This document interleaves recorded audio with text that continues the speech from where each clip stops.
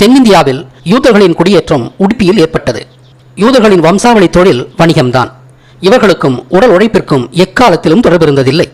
எனவே வந்தேரிகளான இவர்கள் இந்தியாவில் உழைக்காமல் வாழும் வழிகளை ஆய்ந்தனர். இந்தியாவில் நிகழ்ந்த யதார்த்தங்களின்படி இவர்கள் வணிகத்தில் ஈடுபடுவது சுலபமானது இல்லையாதலால் கோயில்களில் பூசாரிகளாக இருப்பதே தமக்கு சரியானது என்று முடிவு செய்தனர்.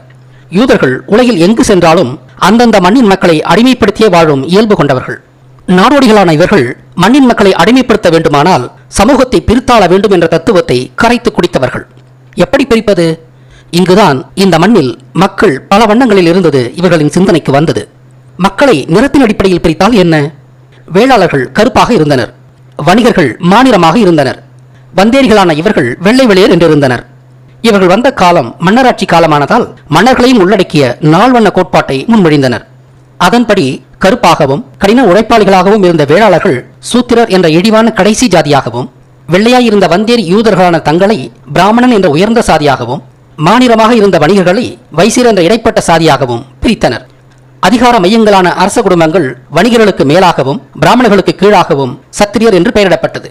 வெறும் தத்துவமாக சொல்லப்படும் எதுவும் அன்றாட நடைமுறை வாழ்வோடு பிணைக்கப்படாவிட்டால் அந்த தத்துவம் காலப்போக்கில் வெறும் ஏட்டுச் சுரைக்காயாக சுருங்கிவிடும். எனவே தாங்கள் கற்பித்த ஏற்றத்தாழ்வை காலத்தால் நிலைப்படுத்துவது எப்படி என்று சிந்தித்தனர் யூதர். இதற்கு அவர்களுக்கு தோன்றிய உத்திதான் தீண்டாமை. எனவே நிறத்தின் அடிப்படையில் சாதிகளை பகுத்தவர்கள் அதே நிறத்தின் அடிப்படையில் படிநிலை தீண்டாமையையும் முன்மொழிந்து கட்டாயப்படுத்தினர். அதாவது கருத்த சூத்திரரான வேளாளர்கள் தமக்கு மேலுள்ள 3 சாதிகளான வணிகர், அரசர், பிராமணர்களை தீண்டக்கூடாது. வணிகர்கள் அரசர்களையும் பிராமணர்களையும் தீண்டக்கூடாது. அரசர்கள் பிராமணர்களை தீண்டக்கூடாது. இங்கு படிநிலை தீண்டாமை என்பதை ஆழ்ந்து சிந்தியுங்கள். பிராமணரை மட்டும் இந்த 3 சாதியினரும் தீண்டக்கூடாது என்றிருந்தால் இந்த 3 சாதியினரும் பிராமணனுக்கு எதிராக அணிதிரண்டிருப்பார்கள். படிநிலை தீண்டாமையை திணித்ததால் தான் சமூகம் நிரந்தரமாக கூறு போடப்பட்டது. இந்த பிரித்தாளும் சூழ்ச்சியை கடவுளின் பெயரால் மனுதர்மம் என்ற நூலில் ஒவ்வொரு சாதிக்குமான கட்டுப்பாடுகள், கடமைகள், உரிமைகள் என்று விலாவாரியாக எழுதி அரசர்களின் துணையுடன் தீவிரமாக அமல்படுத்தினர்.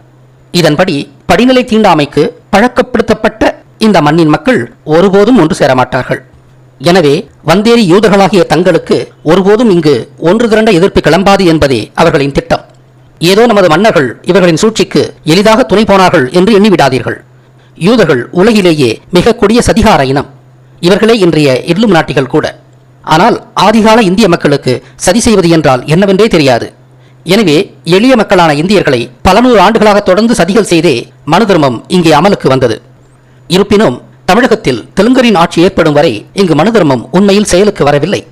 களப்பேராட்சிக்கு பிறகே மனு தர்மம் கூட எழுதப்பட்டிருக்க வேண்டும் என்பது எனது கருத்து.